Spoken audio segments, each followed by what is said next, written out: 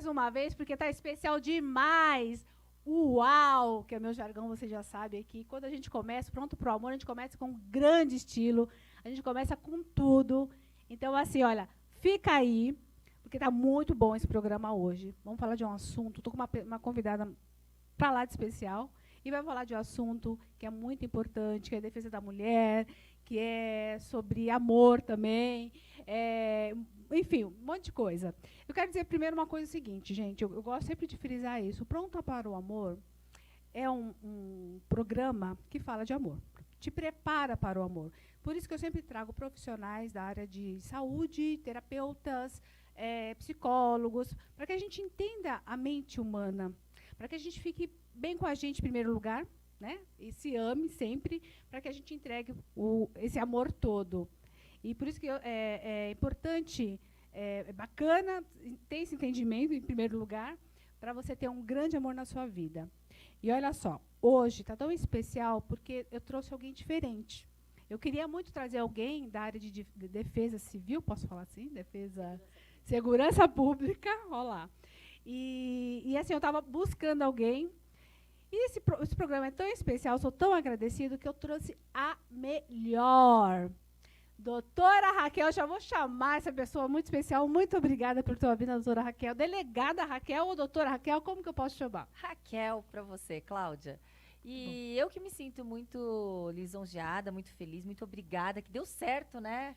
Pois Da essa gente conseguir. agenda super. O programa super concorrido, a gente nunca conseguiu um espacinho para vir aqui, então muito obrigada por me convidar. E quando eu vi aqui o estúdio, o cenário, pronta para o amor, todo com corações, eu falei, que programa gostoso. E quando a gente fala em algumas temáticas, principalmente na temática que é a violência contra a mulher, a gente tem que ir um pouquinho, uns 10 passos atrás. A gente tem que falar sobre amor próprio, sobre saber os seus limites para o amor. Então, claro que a temática é completamente pertinente. Eu atuo no sistema de justiça criminal, na segurança pública, então é pertinente para que a gente possa proteger as pessoas, as mulheres que estão vulneráveis emocionalmente.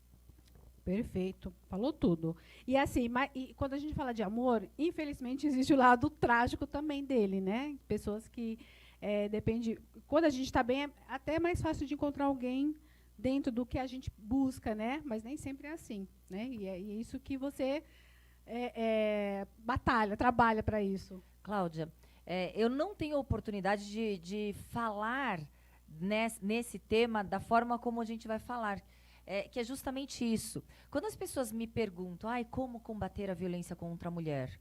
A polícia tem que ser mais eficaz? As leis têm que ser mais fortes? Não. Em primeiro lugar, a mulher ela tem que se visualizar vítima. Se a mulher ela está vulnerável, se a mulher está carente, se ela busca um amor desesperadamente, ela não vai aceitar que aquele relacionamento que ela tanto sonhou, que ela tanto esperou, que ela tanto idealizou, é um relacionamento abusivo, criminoso. Então ela não vai permitir para ela mesma que ela é vítima em um relacionamento desta forma. Ela vai normalizar esses atos de agressão, ela vai até mesmo romantizar os atos de agressão, dizendo que, ora, é um amor excessivo, é um controle por proteção. Então, a gente tem que ter, primeiramente, a gente tem uma fábula da Alice no País das Maravilhas, né? Que perguntam para ela para onde ela quer ir. Aí ela fala, qualquer uma porta, eu não sei para onde eu vou. Então, é isso mesmo. Quando você não sabe o que você quer, você não sabe o que você busca, você não sabe os seus limites, você não sabe, você aceita qualquer refúgio, qualquer coisa que aparece aí na frente, você está aceitando. E eu gosto de afirmar que a mulher que tem uma autoestima, que tem um amor próprio, é aquela que permite, sim, estar sozinha. O mais difícil não é achar qualquer refúgio, qualquer porcaria aí na esquina, porque aí é só instalar o dedo, tem um bando de porcaria aí na frente. O mais difícil é você se amar e estar sozinha. E, Cláudia, eu falo por experiência própria, não é demagogia, não é falar, vamos falar sobre isso. Não. Até os meus 44 anos, eu fiquei sozinha. Eu não casei, eu nunca tinha casado, não tinha tido filhos, tinha tido namorados, tal, de forma esporádica, mas até os meus 44 anos eu não tinha encontrado ninguém que eu Uau! achasse Que interessante. que me tratasse, que eu achasse que estava me tratando da forma como eu sei que eu mereço. Gente, acabou, né? Fechou. Não precisa- Olha o recadão da doutora Raquel aqui.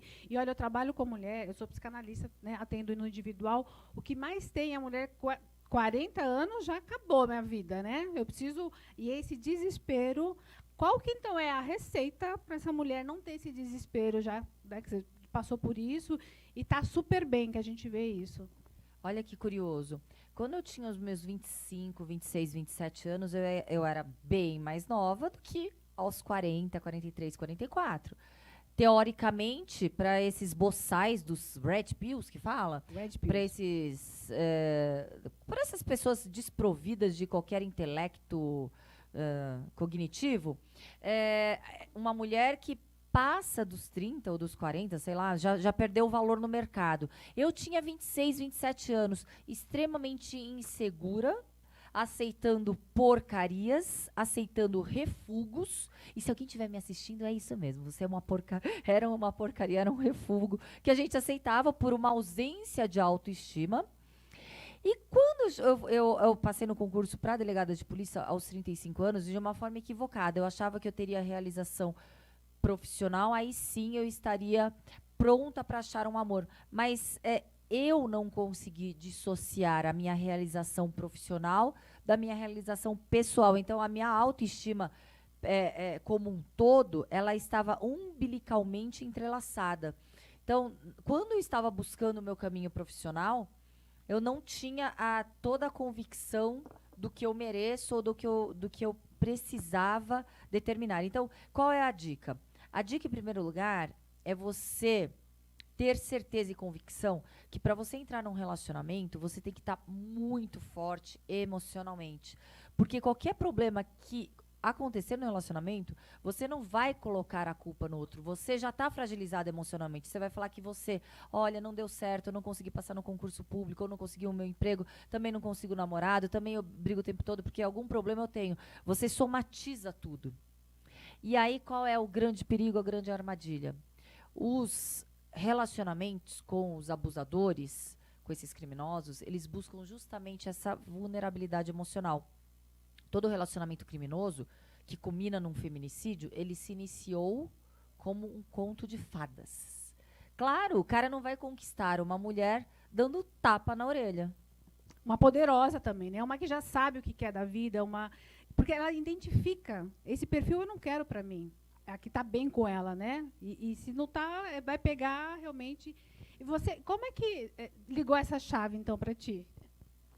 Fiz terapia há muito tempo, para poder ter aquela fortaleza e determinação emocional, porque para passar no concurso público, você tem que ter resiliência, tem que ter determinação, tem que lidar muito bem com as frustrações diárias. Você não tem algo palpável, que o estudo, a jornada para o concurso público, você não tem nada palpável, se você está no caminho correto ou não. E eu estou fazendo um paralelo. Quem está nos assistindo, faça o paralelo nos seus objetivos próprios. Claro que para você alcançar aquele objetivo, você passa por inúmeras derrotas, por inúmeras frustrações. E aquilo, se você não tem uma fortaleza emocional, psicológica muito delimitada, você vai desistir no meio do caminho. E eu não queria desistir no meio do caminho. E nesta forma, não era o meu objetivo principal eu estar preparada psicologicamente para um relacionamento. O meu objetivo principal era estar preparada psicologicamente para ultrapassar todas as frustrações do caminho da jornada, que é percorrer um objetivo profissional, mas automaticamente, claro que você se fortalece por um completo. Nós não somos segmentados, né? Nós não temos janelas. Olha, essa janela eu sou forte, essa janela eu sou fraca, essa janela eu estou vulnerável, esta não. Quando a gente fala em psicológico e emocional, é um completo. E ali foi muito interessante, porque cada frustração eu consegui estar mais forte para um próximo obstáculo. E isso da mesma forma, eu comecei a ter noção e consciência dos limites a um ponto que eu cheguei a perguntar, será que eu vou casar um dia? Uau! Eu cheguei a perguntar, eu falei assim, será que um dia eu vou casar? Eu falei assim, mas tudo bem. Se eu não casar, tudo bem, mas será? Eu queria tanto. Todo mundo almeja isso. Todo mundo almeja ter um amor, né? Todo mundo busca por um amor. O ser humano é um ser político e sociável por natureza. Não adianta. Ah, posso falar outra coisa, Cláudia? Deve. Tô aqui só ouvindo. Hoje eu tô tranquila. Outra coisa que a mulherada vive falando. Quando eu passava por porcaria, eu nunca era cega. Aquelas pessoas que gostam de negar a porcaria que estão, né?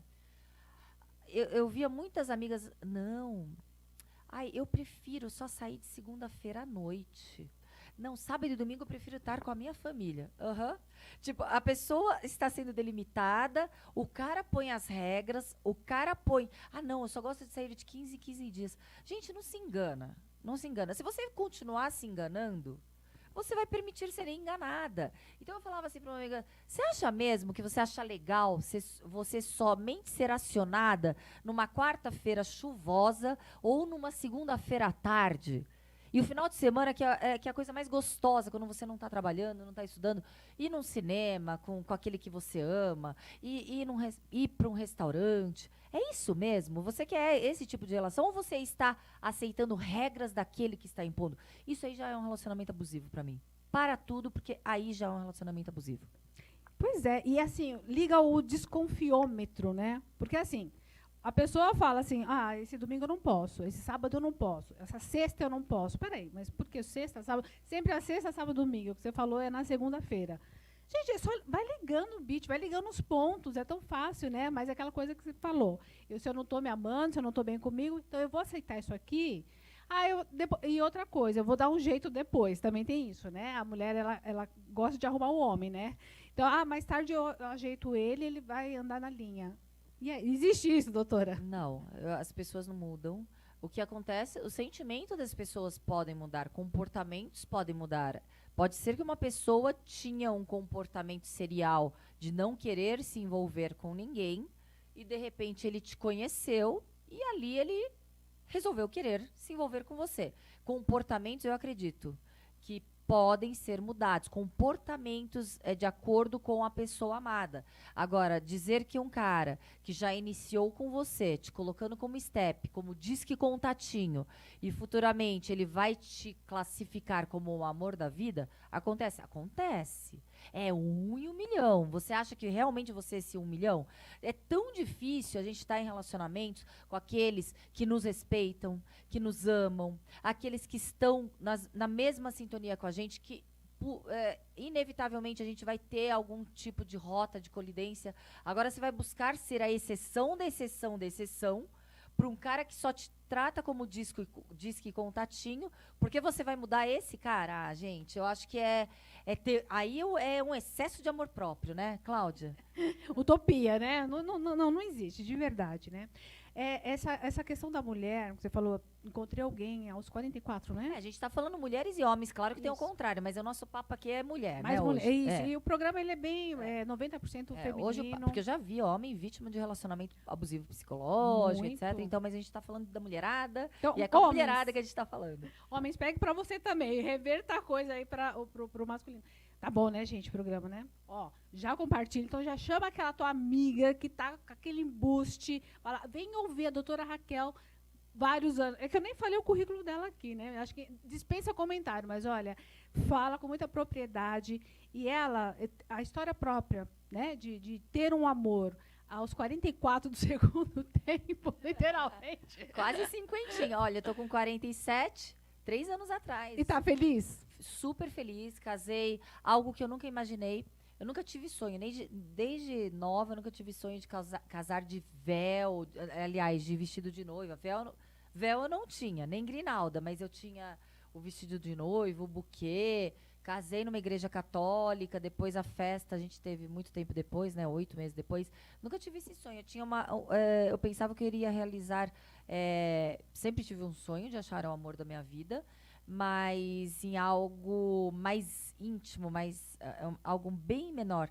E eu tive os dois, porque eu tive um casamento fechado, somente com a família, na pandemia. Então a igreja foi fechada. Só minha mãe, meu irmão, minha cunhada, da parte dele também a mãe, o irmão e a cunhada. E a daminha de honra foi a sobrinha dele. À época, o meu sobrinho estava na barriga, hoje ele tem 2 anos e meio. Então foi só. E é isso que eu sempre imaginei. Olha que legal. E infelizmente veio a pandemia. Então foi dessa forma o casamento religioso convertido no civil. E 8 meses depois, em novembro, 6 meses depois, a gente teve uma festa com os amigos. Também tivemos que reduzir ao máximo, porque a lista tinha que ser reduzida em 40%. Mas foi assim, eu aconselho todas realizarem esse sonho. Se querem casar, separem um dia especial.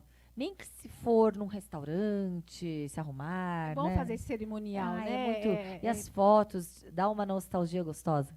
Que delícia. Me diz uma coisa, a busca da profissão tem a ver alguma coisa com a busca do amor? De eu estar forte de alguma forma, ou não tem nada a ver? Por que então você buscou essa profissão? Não, a profissão eu sempre quis. Tá. Eu sempre quis. Eu fiz artes marciais quando era pequenininha, também fiz balé clássico. Na escola já era aquela criança super chatinha, que via uma criancinha vítima de bullying, eu era aquela que cortava o barato daquela brincadeira de mau gosto. Eu já tinha a justiça dentro de você, eu não sabia o que era, mas eu me sentia tão desconfortável com situações em que o menor ou aquela pessoa era excluída. No final, eu acabava sendo excluída junto com os excluídos, porque eu não participava da brincadeirinha. Aí, não vamos convidar essa chata pra festa, pra coisa nenhuma. Mas... De pequenininha, então você já tinha essa coisa de impor, já? E já não tinha problema nenhum de ser a pessoa que não está sendo como que eles utilizam a palavra? Aquela pessoa... Sofrendo bullying? Não, o bullying eu não permitia, né? Tá. Mas eu não... Aquela popular, eu não tinha problema. Eu não tinha problema de ser impopular, digamos. Não tinha problema. Eu só queria estragar aquela brincadeira chata. Não queria aquilo na minha frente, não dava. E aí quando eu fui assistir um filme, Questão de Honra, da Demi Moore com Tom Cruise, eram os dois. Era um filme da Marinha, algum crime que ocorreu ali na Marinha dos Estados Unidos. E ali eu saí com 16 anos falando, já sei o que eu quero ser delegada de polícia. E não tinha nem delegado de polícia ali dentro do filme, não tinha nada, mas era investigação, né? Era um filme que falava sobre investigação, sobre justiça, sobre injustiça e violência. Então, ali eu falei, fui fazer faculdade de Direito já sabendo que eu queria ser delegada de polícia. E o problema é que o caminho para você conseguir atingir aquele objetivo é longo. Não basta você fazer uma faculdade. Você tem que ter ali aquela disciplina de estudar de forma séria, como se fosse um trabalho mesmo. Então, eu fiz a faculdade, o mestrado em filosofia. E, após isso, eu fui estudar de forma determinada para o concurso. E fiquei 5 anos estudando até ser aprovada com 35 anos. Eu não passei assim que eu me formei. Me formei com 24 anos, mas eu só fui passar no concurso com 35. Comecei a estudar com uns 30. Nossa, você vê que não tem idade, né? A gente quer formalizar tudo aquilo lá. Acabei a faculdade, acabei o colegial. Gente, tem tempo para... O tempo é o nosso tempo. Enquanto estamos vivos, presente, vamos agir nesse momento. Muito legal o teu exemplo. E eu entrei, digamos que tarde, né, na carreira, com 35 anos. E com 3 anos, entre os meus pares, eu fui escolhida para representar os delegados de polícia do Estado de São Paulo. E ali foram 2 mandatos. E agora eu estou representando os delegados de polícia no âmbito nacional, na Associação dos Delegados de Polícia do Brasil. É uma situação em que eu não posso generalizar e falar o mundo ou a instituição é recorte da sociedade. O mundo é machista, a sociedade é machista. Claro que a gente tem repetições de comportamentos machistas, mas se eu falo na instituição Polícia Civil, que temos aproximadamente 20%, 18% de mulheres, eu fui eleita por homens para representá-los. Mas existe o machismo na instituição? Claro que existe. Mas a gente pontua esses machismos, o machismo de colegas boçais e homens e mulheres. Mas existe sim, e por isso que a gente tem que combater. E por isso que muitas vezes a fala que generalista, né, que você fala que determinado ambiente, vocês homens, a gente não pode falar dessa forma, porque eu percebo que eu sofri, claro que de homens, mas também, infelizmente, de mulheres, situações machistas. Legal, nossa, que interessante, hein? Isso me remete um pouco, uma coisa que a gente, não sei se você tem ouvido, sobre a polaridade, né? A gente vive numa polaridade, energia feminina e energia masculina. E eu te acompanho nas redes sociais, adoro teu conteúdo. O que eu vejo assim, a tua energia feminina é muito presente, né? Você é uma mulher extremamente feminina na vestimenta, no jeito de falar, nos gestos, no comportamento, porque isso não existe uma fórmula. Simplesmente você enxerga a pessoa, né? E é assim que eu te enxergo. Mas também te enxergo com a energia masculina muito presente, né? Assim, quando você dá o recado, dá com muita propriedade, quando é muito sério, a gente realmente para ver aquele recado. Isso foi um trabalho, isso é teu mesmo. Como? Cláudia, é interessante, eu fico até surpresa. Você é a segunda pessoa que fala isso para mim. A primeira pessoa foi o terapeuta, que eu fiz terapia.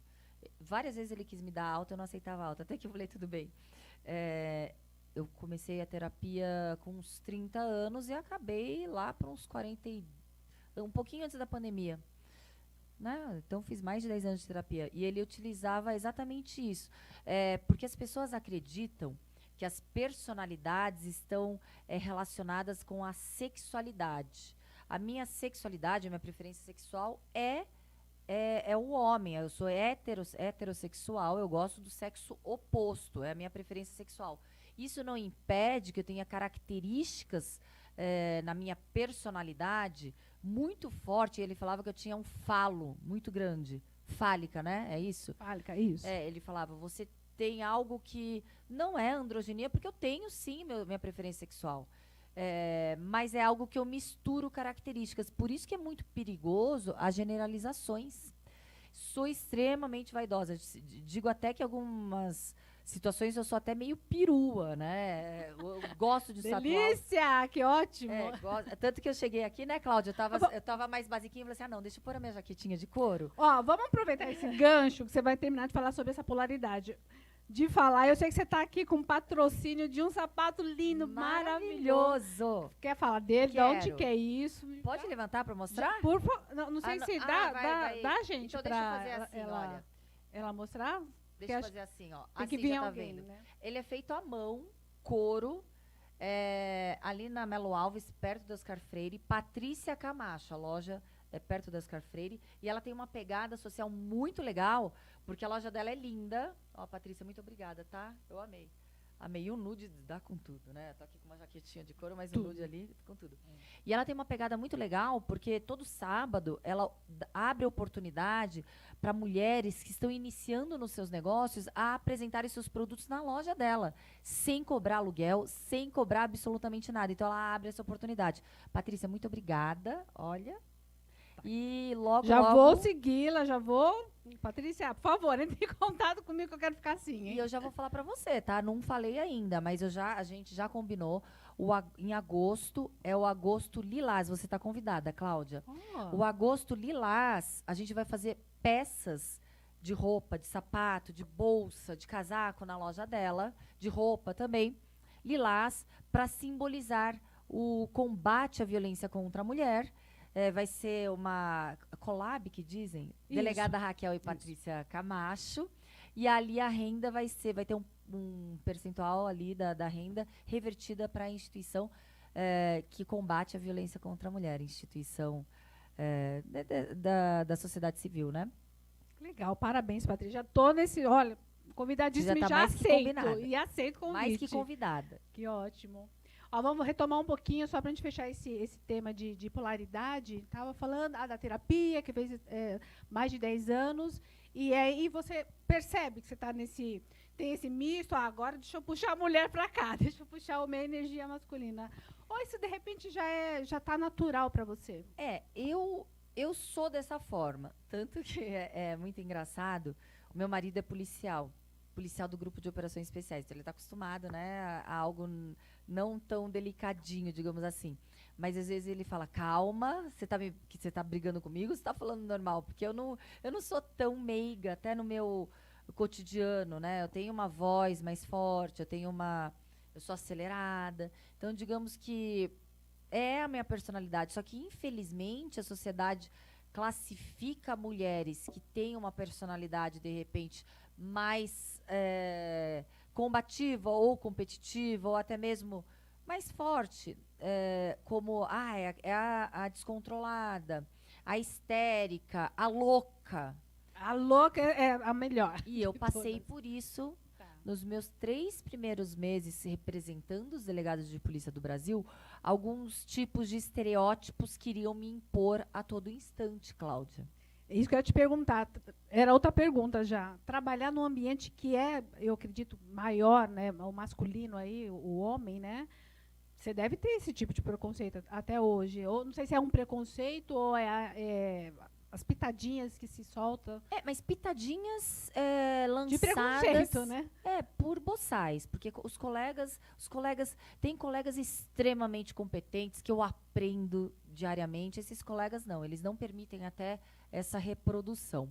Mas no começo, eu super feliz, super segura do que eu queria, assumi o sindicato dos delegados de polícia, e ali eu comecei a. Parecia que eu estava voltando à época em que eu estava extremamente insegura, triste, eu chorava, eu colocava em xeque se realmente tinha sido a escolha certa ou se eu tinha capacidade e competência para estar à frente na condução da representatividade de uma classe da Polícia Civil, no caso os delegados. Até que, em conversa com uma colega minha, também delegada, só que ela é delegada da Polícia Federal, ela falou assim, você já pensou, isso há 7 anos atrás, hein, Cláudia? A gente não estava com esses termos tão falados. Ela falou, você já ouviu falar no gaslighting institucional? Eu falei, primeiro que eu não sei nem o que é gaslighting, há 7 anos atrás. É um gaslighting, para quem não sabe, acredito que todos sabem hoje, mas o gaslighting, ele é uma palavra que veio de um filme norte-americano, de 1960, em que a história se baseava no controle psicológico total daquele marido sobre aquela mulher, a ponto de daquela mulher perante os amigos, os familiares, até mesmo ao marido, e até mesmo com ela própria, ela perdeu completamente a sua propriedade de saber quem ela era ou do que ela poderia decidir ou não. Então ele despiu essa mulher completamente da sua autodeterminação, da sua autoestima. Então aquela mulher ficou extremamente insegura, dependente emocionalmente deste homem, marido, porque ele queria surrupiar os bens e a herança dessa mulher. Então esse termo gaslighting é justamente a manipulação psicológica a ponto de minar tanto a autoestima e a autodeterminação daquela mulher que ela começa a ficar insegura de tudo no seu entorno. E no ambiente profissional e institucional a gente tem de forma muito forte, infelizmente, para as mulheres. Aí, a forma como eu tive e como eu lidei depois de uns 3 meses não foi desistir. Passou na minha cabeça desistir, renunciar ao cargo? Sim, passou. E aí, infelizmente, eu comecei a... Infelizmente, eu digo porque é a forma que eu descobri para me defender. Eu usei a tática reversa. Eu usei esta tática com aqueles que me praticavam e que tentavam praticar o gaslighting contra mim. A ponto de eu ver colegas desestruturados, histéricos, e eu falando, vai tomar seu remedinho que você está completamente desequilibrado. Então, era uma situação em que... Aí você via a pessoa, ao invés deles tentarem me desestruturar, alguns, eles começaram a ficar desestruturados. O triste é que eu não sei se aprenderam a lição. Comigo, nunca mais houve essa repetição. Aliás, a gente sabe que, né, todo mundo sabe. Como é que é? Tem aquela música, né, a assombração sabe para quem ela aparece. Então já ficou uma nem. Não toca nessa. Agora eu não sei Aí se não. não sei se foi educativo a ponto de ensinar com que para nenhuma mulher pode ser assim dessa forma. Então a gente tem que ter um trabalho constante, contínuo, né? Mas eu acredito assim, que se uma faz, né, aquela coisa, se eu ajudo uma mulher, de uma certa forma eu estou ajudando a muitas, né? Então eu acho que uma sementinha, talvez ela não tenha se educado 100%, mas uma sementinha ali foi plantada com toda certeza. Porque é a própria frase da Maya Angelou. Toda vez que uma mulher se defende sem ao menos perceber que aquilo era possível, ela está defendendo todas as mulheres. À época eu não sabia que era possível, eu só estava me protegendo da forma como eu descobri ali para me proteger. Perfeito, e deu certo, né? E Pra tá mim, dando sim. certo. Para mim, sim. Legal. Queria falar um pouquinho sobre qual que é o principal, vamos entrar um pouco nessa questão da defesa da mulher, qual que é o principal desafio do enfrentamento da violência feminina, doméstica e feminina? É justamente isso que a gente está falando desde o começo do programa. Tá. Não tem um desafio específico, Não, tem né? sim. O principal desafio que eu vejo, o principal é a mulher perceber que ela é vítima. Esse é o principal desafio. Porque como você vai ajudar uma mulher vítima e resgatar essa mulher vítima de violência, que, aliás, é a vítima mais difícil de ser resgatada, se ela não se enxerga vítima? Se ela não permite que aqueles atos todos violentos sejam caracterizados violência, se ela normaliza, se ela romantiza, se ela esconde. As mulheres, muitas vezes, no início, e aí é uma estatística que eu falo da ONU, na Comissão da Defesa, na Comissão da Frente de Defesa da Mulher, no âmbito global, a ONU, essa comissão diz que a mulher, quando vítima de violência, num contexto abusivo, doméstico e familiar, ela só toma coragem para denunciar depois da 7ª agressão sofrida. Nossa, e se chega à 7ª, né, também, né? Perfeitamente. Muitas vezes elas morrem antes. E não é só perceber, né? É aceitar também, de denunciar, né? Percebi, ok, mas ela já é dependente também dessa agressão, dessa violência, né? E vai convivendo, aquela coisa, uma hora muda também, uma hora... E aí, o feminicídio, ele tem a ver com essa sequência ou independente? Se o homem tem esse caráter de matar... independente, ele não vai matar devagar. Existe isso? Existe esse perfil de homem, o que mata devagar e o que mata de uma vez? Cláudia, é perfeito o que você está falando. E, aliás, você é extremamente importante para impedir feminicídio, tá? Porque o feminicídio, ele começa com mulheres que normalizam relacionamentos abusivos e criminosos. E o seu trabalho é extremamente importante no combate à violência contra a mulher, porque a gente precisa de uma estrutura psicológica fortíssima para que as mulheres não caiam nessas armadilhas. Além do atendimento social, a reinserção dessa mulher na sociedade, como se sentindo confiante no setor econômico, aquela que sabe que ela tem aquele seu valor no mercado. Então, muitas vezes, essas mulheres já estão completamente tolhidas ali do seu valor no mercado de trabalho, justamente porque é uma das estratégias, né, do agressor. Então, por isso que o seu trabalho é extremamente importante, é essencial e fundamental para que a gente impeça com que mais crimes figurem aí nas estatísticas de violência contra a mulher. Então é isso, é um conjunto complexo que se comunicam, multidisciplinar e transversal. Não tem como a gente falar, olha, o principal desafio, de repente, são políticas públicas. É um desafio que a gente precisa. A gente não tem políticas públicas adequadas que deem estrutura e correlação às leis que temos no Brasil. Por exemplo, como estruturar aqueles órgãos que protegem a mulher, as instituições de Estado que integram o sistema de justiça criminal. Mas, em contrapartida, a gente não tem uma assistência social, a gente não tem um trabalho psicológico como um todo. Eu vejo que há pequenos passos vagarosos, a sociedade brasileira vem evoluindo, mas a gente precisa de muito mais ainda. Porque o que você falou não é uma coisa só. Essa mulher depois ela denuncia, e aí? Onde eu vou para? Acho que esse é o pior, né? Para onde que eu vou? Quem vai pagar minhas contas? Você acredita que essa mulher hoje, que tem uma certa independência, hoje as mulheres estão buscando essa independência, isso está fazendo também com que o feminicídio aconteça mais? Ou não necessariamente? Porque quanto mais independente eu sou, menos eu vou depender desse homem, né? Obviamente. E isso faz com que os homens fiquem nervosos com isso. Não, você precisa depender de mim. Estou falando. Está entendendo? Eu acho que assim, por exemplo, quando a gente fala o feminicídio explodiu, realmente, se até um tempo atrás não tínhamos nem estatísticas do que seria o crime de feminicídio. Aliás, não tínhamos o crime de feminicídio.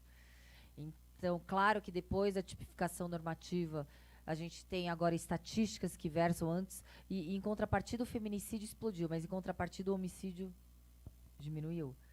Então, não é que na realidade explodiu de 10 ou 20 anos para trás, é que antes as classificações eram outras. Acho que também não se falava tanto. Não se falava. Na minha faculdade, eu fiz a faculdade de 95 a 2000, eu não tinha uma matéria. Hoje eu vejo que eu sou convidada para dar palestras sobre esse tema em diversas faculdades de direito. Antes a gente não tinha essa temática defesa. Não tínhamos a Lei Maria da Penha, que foi sancionada em 2006.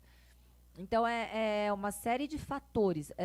Os homens, eu acho que quando eles objetificam essa mulher, eu não sei te explicar. Essa pergunta sua realmente é muito complexa, eu não sei explicar, mas eu sei falar em estatísticas que as mulheres, quando vítimas de feminicídio, são quase 80% são quando aquelas que tomam coragem rompem o relacionamento abusivo. Isso. Aí elas morrem.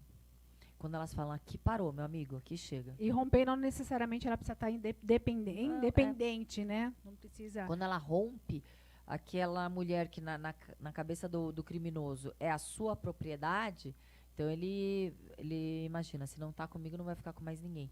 Então, são lesões corporais gravíssimas, tanto aqui no Brasil não temos tanto, mas lesões por fogo, por ácido.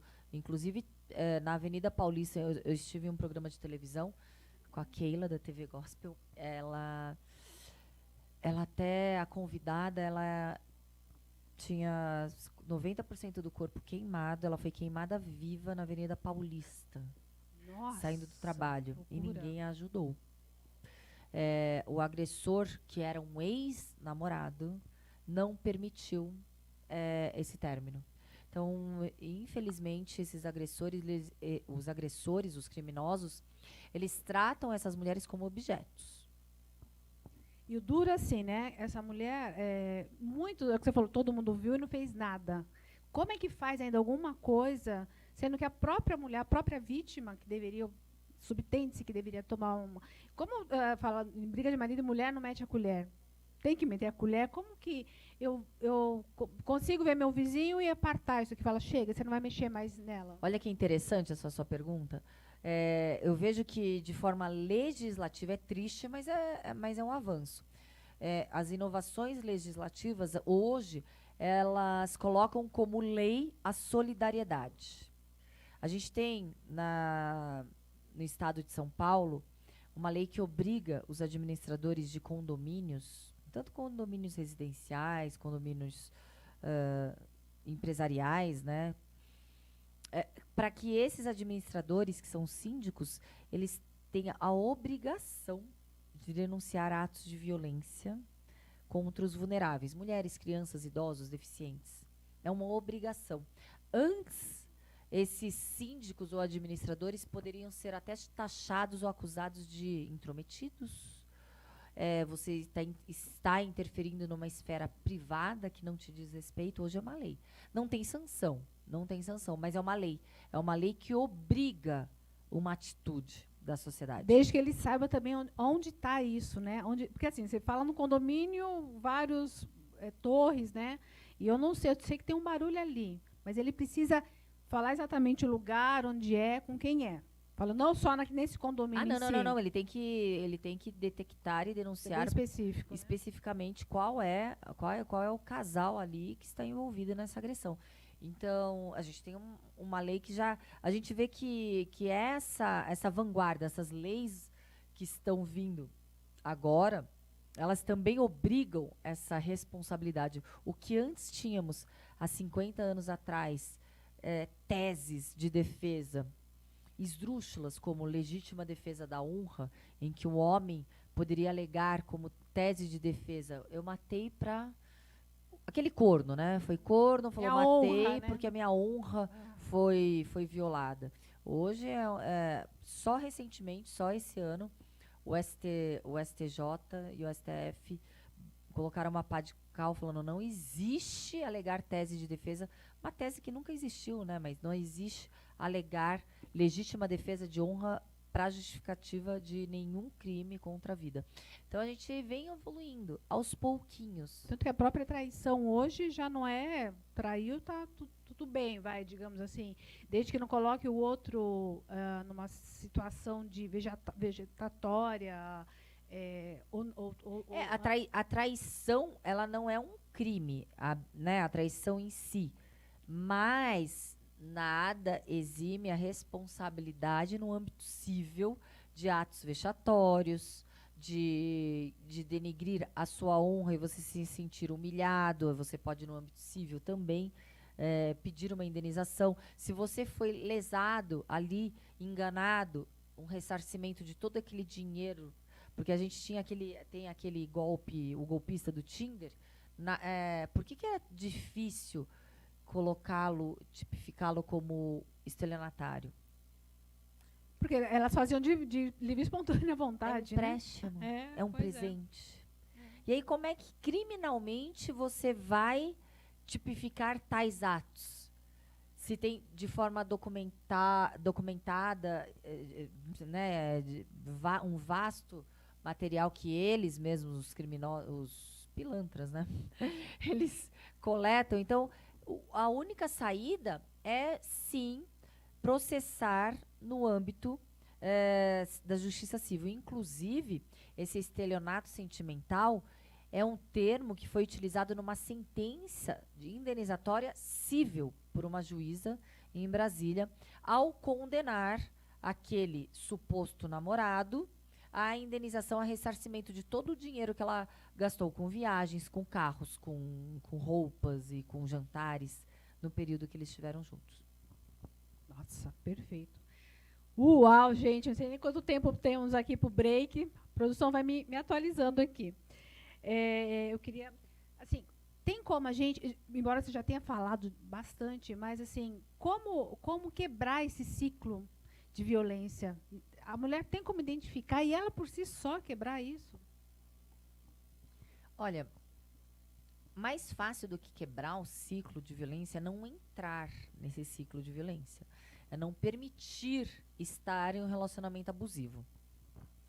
Eu vou ser aqui meio radical, mas eu sou, na minha vida pessoal, fui, depois do que eu sabia o que eu queria, o que eu merecia, depois que eu realmente estava fortalecida emocionalmente para buscar um amor de verdade e não querer completar algumas deficiências ou carências, né? Porque quando você busca um amor, a sua carência pode te cegar em relação a essa busca. E olha só que interessante. Hoje tem um termo chamado ghosting. Já é um sinal de um relacionamento abusivo. Por quê? Porque o ghosting é aquela pessoa que sai com você e desaparece, o fantasminha. Quando esse cara começa a sair com você, fala, vou te ligar e etc, e começa a desaparecer. Mr. Magoo, né? Aquele namorar, aquele casinho, né? Aquele ficante a conta-gotas, né? Aparece e te dá umas gotinhas aí. Significa que ele já quer colocar e nortear e delimitar uma relação desigual. Uma relação em que você vai estar sempre ansiosa, angustiada, aguardando um telefonema. E pior, independentemente da hora que esse telefonema chegar, porque vai ser um prêmio para você, você vai dar um jeito para encontrar esse cara. Você vai estar lá toda descabelada, deitada na cama, no sofá, 11 horas da noite. Não, é um prêmio, eu vou ter que fazer de tudo para encontrar com ele, afinal não é sempre que ele me liga. Então já inicia um desequilíbrio, aquele cara que sai com você e desaparece. Por quê? Primeiro que você não vai falar, desapareceu porque é um babaca. Você vai falar que, ai, será que a minha roupa não estava legal? Será que a minha maquiagem estava demais? Será que eu tenho mau hálito? Será que eu sou chata? Será que eu exagerei em alguma coisa? Será que eu falei alguma coisa que ele não gostou? Claro, a pessoa vai colocar algum defeito nela própria. E ali, aquele cara vai ter domínio naquela situação. Então, primeiro sinal, desconforto. O primeiro sinal, algo que não te faz bem. É tão básico, né? É tão chavão, mas a gente tem que repetir. Porque as pessoas esquecem. As pessoas, elas são elásticas quando carentes e complacentes com atos abusivos. Porque elas acham que, de repente, é esse o preço para que ela tenha alguém do lado dela. Uau! Gente do céu, ó, depois dessa entrevista, pelo amor de Deus, para de sair com esses embustes. Olha as dicas que a doutora está dando aqui. É mínimo, é básico. Ó, liga, isso aqui falou, não está normal. Gente, nada que é forçado deve normalizar. Né? Não, aqui, puxa, por que eu tenho que fazer? Porque eu ceder, né? É um equilíbrio. Relacionamento são duas pessoas e esse equilíbrio tem que haver sempre. Muito bom. Ó, chama a amiga, curte essa entrevista aqui, porque está demais. E a doutora aqui, a gente vou trazer novamente com outros temas, mas esse aqui, ó, não é sempre que você tem aí, viu?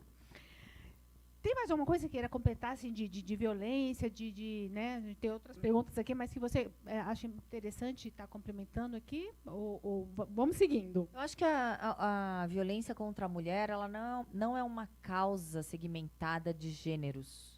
É uma causa, sobretudo, de direitos humanos. E a gente precisa com que homens e mulheres, lado a lado, combatam essa violência que é tão cruel, que é tão covarde. E eu falo cruel e covarde, não estou tirando também outras crueldades e covardias, como violência contra as crianças, vulneráveis como um todo.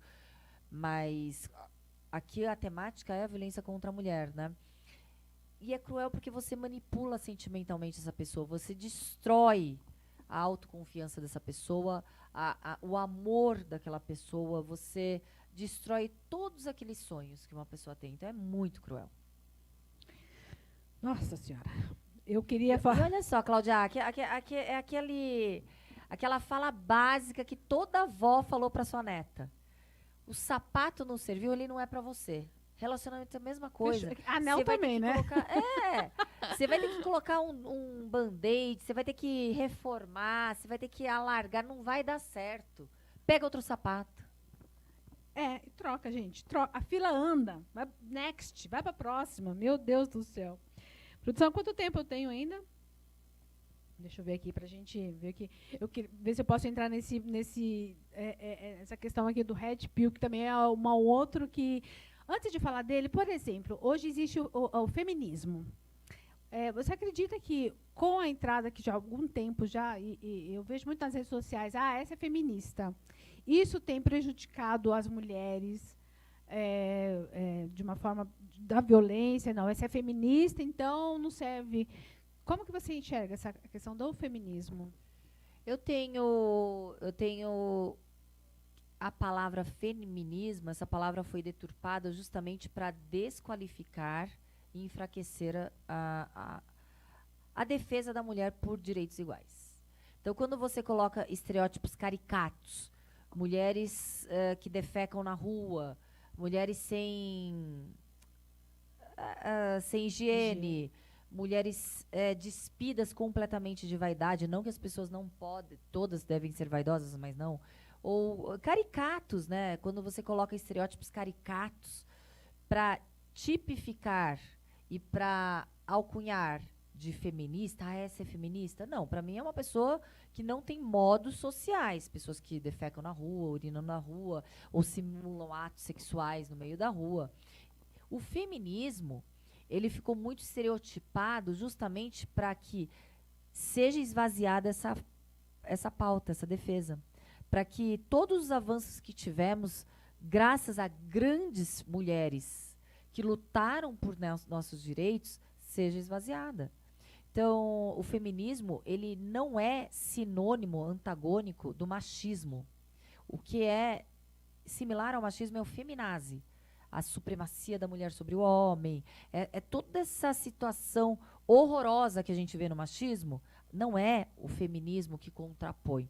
O feminismo nada mais é do que uma luta para que tenhamos as mesmas oportunidades, as mesmas condições na sociedade, no trabalho, nas relações amorosas, sentimentais, para que a gente tenha as mesmas condições de pauta e de fala, os mesmos espaços, para que quando uma mulher, ela, de repente, ela ter algumas características mais enérgicas, para que ela não seja caracterizada de louca, destemperada, como um homem com as mesmas características é um líder e é um homem forte. Então a gente tem várias situações em que eu percebo essa polarização proposital e que, infelizmente, Cláudia, algumas mulheres caem na situação para serem manipuladas. Olha, você não é feminista. Então, por isso, você tem o direito e o privilégio de participar nesse seleto grupo de homens. Perfeito. Eu estou pouco me importando para a seletividade boçal. O que eu digo é, o feminismo, muitas vezes, quando você já chega falando eu sou feminista, porque eu sou com muito orgulho, você já cria umas barreiras preconceituosas para que pessoas não queiram nem escutar a parte 2 de sua fala. Então, quando eu falo, olha, vamos explicar o que eu sou. Eu defendo mulheres, igualdade. Eu também. Então, você também é um feminista. Você é um homem feminista. Você é uma mulher feminista. Assim, né? Só que vamos quebrar barreiras. O feminazi eu não sou, Cláudia. Não sou. Não acho que existe superioridade de sexo. Não. Homens e mulheres são iguais de acordo com as suas diferenças. Tanto que eu vou entrar num tema extremamente polêmico, que eu não vejo feministas de ideologias de esquerda entrando nessa temática. Quando a gente separa os esportes, homens e mulheres, por gênero masculino e feminino, é porque sabemos que existe uma supremacia absoluta de força física, de estrutura óssea, de estrutura corporal, muscular do homem, comparado com a mulher. E quando um transgênero, mulher, biologicamente homem, entra nesse mundo esportivo de alta performance, você está destruindo todos esses direitos já angariados pelas mulheres para que essas mulheres possam competir pelas primeiras colocações. E a gente viu vários exemplos, né? Inclusive exemplos em que, numa luta, a mulher saiu com traumatismo craniano, uma mulher biológica, contra um homem, contra uma mulher transgênero. E eu defendo essa pauta. Eu acho que eu defendo, é claro que, vamos ser iguais nos nossos direitos e oportunidades. Mas claro que a gente tem que respeitar essas diferenças. Perfeito. Gente, explicação melhor que essa eu nunca tive. Tive uma aula aqui, uma baita aula, de entender que essa luta da mulher, o feminismo, existe. Esse outro tema eu não conhecia. Feminazi. Feminazi. Tá ouvindo? Homens e mulheres, que também tem muita mulher machista também, né? Muita. E é triste, porque se temos homens machistas, esses homens foram criados por mulheres machistas, né? Mas até eu mesmo, todas nós, a gente temos um grau, né? Sim. Nós somos machistas porque, a partir do momento em que a gente é inserida numa sociedade que foi estruturalmente patriarcal e machista, quer saber uma demonstração de um machismo nosso? Quando um relacionamento termina, você já se culpa. O que eu fiz de errado? Pois é. E a mulher carrega essa culpa, né? Essa culpa. Essa mulher que não foi por... essa mulher ela não é competente o suficiente para ter uma estrutura familiar. Ela não conseguiu. Então, são diversas situações em que, se a gente perceber, nós também temos que lutar diariamente com o nosso machismo interno. Perfeito. E é no detalhe, né? A hora que você vê, você fala, nossa, mas isso aqui não é... Eu estava assistindo BBB, eu gosto do BBB, viu? Porque é parte da sociedade, comportamental. Exato. E lá você viu que tinha uma mulher que defendia, que era feminista, que era... Não sei nem se era feminista, na verdade ela defendia mulheres, né? Não necessariamente feminista. Mas ali a voz dela, machista, estava muito presente. Qual e BBB? esse último agora, a Domitila, vai falar, já falei o nome. Tá. E ela, depois ela se pegou, falou, gente, de verdade, eu não sou perfeita. Então, depois disso tudo, e realmente é uma verdade, eu vou me rever as minhas falas, continuo defendendo a mulher, mas eu sei que tem momento em que eu ataco outra mulher também. Né? Eu acho que até ataco para me defender de alguma coisa. Então, assim, ficou muito bem explicado aqui com a doutora essa diferença, e para que a gente cada vez mais perceba as nossas falas, né? Sim, e outro argumento realmente... vários argumentos para, por exemplo, o feminismo. Se a gente não tivesse o feminismo, nós não teríamos direitos e lutas por igualdade de direitos. E a gente tem os espaços, não só espaços de poder, mas os espaços públicos não foram desenhados para que mulheres ocupem. Os espaços todos públicos, seja de poder, mercado de trabalho, instituições públicas, são espaços pensados por homens, para homens, direcionados para homens. Até porque, até hoje, causa exclamação. Você, delegada de polícia, é uma mulher? Então, a gente vê que algumas situações ainda não, a mulher não é algo normalmente visto, né? A mulher não é vista de forma normal em espaços públicos. Ela tinha que ficar dentro de casa cuidando dos filhos e do marido. E quando a gente percebe que quando oportunistas existem em todas as esferas, e eu vou dar um exemplo da Nájila e Neymar, e que ali ela falsamente, de forma oportunista, até mesmo criminosa, acusou o jogador de futebol Neymar de, supostamente, de agressão ou de estupro, eu não lembro a época. Foi, acho que ambos. E aí vem essas falas, também vocês querem tantos direitos? Olha ali o que acontece. Gente, não vamos colocar e taxar um exemplo oportunista, um exemplo realmente... Exceção, né? A exceção, para a gente destruir as conquistas dos direitos das mulheres e da proteção dessas mulheres que realmente são vítimas. Perfeito. Ai, meu Deus, que entrevista deliciosa. Pegou, né? Ó, chama sua amiga, que eu tenho certeza que alguém na sua casa está precisando dessas palavras. Eu nem falei quem é a doutora aqui, a gente já está terminando o programa. Eu vou falar rapidinho, porque é extenso. Assim, quando a produção dela me passou, eu falei, não, eu me nego a ler todo esse currículo aqui, mas ela é delegada de polícia. Ela foi eleita nada mais, nada menos que 4 vezes a delegada de polícia do Brasil, a melhor delegada de polícia do Brasil. Presidiu o Sindicato dos Delegados de Polícia do Estado de São Paulo por 2 mandatos, cargo do qual ela está licenciada, sendo a primeira mulher, presta atenção, primeira mulher a ocupar o posto na história da instituição. Possui habilitação em fuzil, submetralhadora, carabina e a faixa preta em taekwondo. Eu só vou ler mais um pedaço aqui. É formada em Direito, né? E Filosofia. Uau! Mestrada em Filosofia, que top. E tem várias pós-graduação em Segurança Pública. Raquel é coautora também de várias obras, várias, que eu nem coloquei nenhuma. Cláudia, aqui, tem muitas. Não sou licenciada, eu terminei meu mandato, né, os 2 mandatos, assumi agora a direção da Associação dos Delegados de Polícia do Brasil e também sou sócia fundadora e embaixadora do Instituto Pró Vítima, que é uma temática que a gente pode conversar numa próxima vez. Isso, eu vi isso. Mas tem muita coisa com essa mulher. Tem assunto para mais de metro. A gente tem que finalizar. A produção, eu acho que um minutinho, eu queria mostrar um antes e depois meu. Eu tenho um apoiador, né, que chama-se Estética Rugatti, que está agora cuidando do meu embelezamento, né? Eu preciso ficar bem. Gente, eu falo, uau! Uau! Olha só, o antes, não, esse dia do antes aí nem tira a produção. Antes, durante e depois. É assim, tô melhorando. Fez fios de PDO, deu aquela puxadinha. Nossa, você que mais lindo. esticadinha. Aí tem um pouquinho de botox em cima. Eu acho que eu estava bem estragada, viu, doutor? Os lábios, né? Os lábios. Que aí vai realçando, né? É um tratamento que você vai... Uma coisa puxa a outra. E eu estou ainda em tratamento aqui ainda.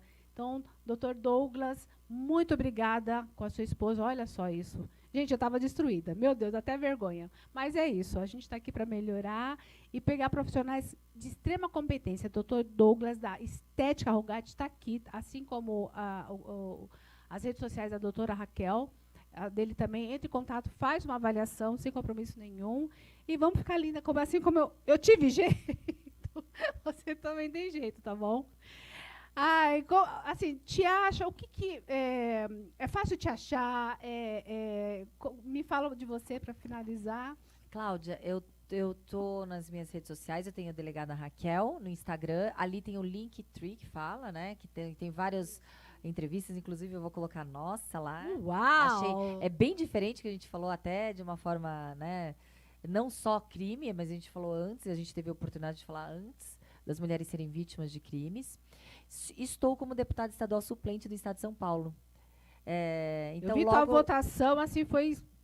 Não sei como foi para suplente, né? Mas pela primeira uma votação vez, extraordinária. Parabéns, pela viu? primeira vez que eu me coloco à disposição para representar aquelas pessoas que também se identificam. E então, em breve, vou ter meu gabinete na Lesp aberto a todos.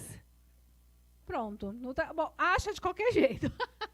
Muito obrigada pelo teu trabalho, por ter vindo aqui, por ter conseguido esse tempo, pela tua causa, né? A forma que você passou tudo o que passou, não só o profissional, né? A tua trajetória, abriu também o teu lado emocional aqui, dizendo que é possível ser feliz no amor, não existe idade, não existe... Ficou um exemplo maravilhoso aqui para o programa. Está convidada novamente, por favor, para voltar aqui, para a gente falar, nem falando do Red Pill. Tem tema demais aqui, né? A gente pode falar, sim. Tá, vai voltar, promete certeza, aqui em rede certeza. nacional. Com certeza. Então tá bom. Nós vamos finalizando aqui. Quero agradecer a audiência de todos. Gente, tem perguntas, pode deixar por aqui, ou deixa direto no Instagram da doutora Raquel. Enfim... a gente pede assim que gostou, eu tenho certeza que é um conteúdo maravilhoso, não deixa de curtir, compartilhar nas suas redes sociais, não só no YouTube, está aqui pelo YouTube, mas pelo Instagram, fala, poxa, essa é uma entrevista que vale a pena nós, mulheres, e os homens também, saberem e tomar partido, porque o pronta pro amor é isso, a gente estar pronta, mas se defender também, né, dos possíveis... aproveitadores, assim como ela falou. Armadilhas do amor. Armadilhas do amor. É isso. Muito obrigada, um grande beijo e até semana que vem. Meus amigos, aqui no canal TV Barueri, primeiro quero agradecer a sua audiência e te fazer um convite para compartilhar, para curtir e para comentar aqui na nossa live. Nós temos muitos outros programas e eu fico muito feliz com a sua audiência. Obrigado.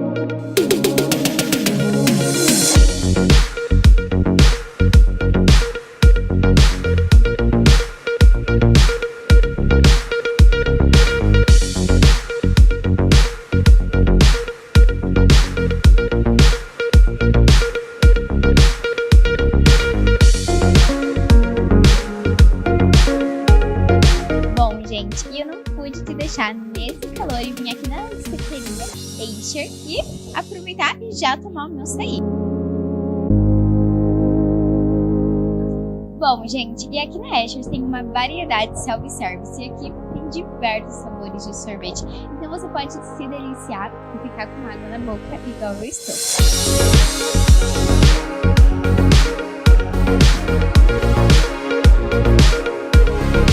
Eles ficam aqui localizados no centro do Beoval e vou deixar a localização aqui. Visão Total Vistoria Veicular, empresa de vistoria credenciada pelo Detran. Vistoria de transferência, vistoria garantida, vistoria cautelar e vistoria prévia. Visão Total Vistoria Veicular.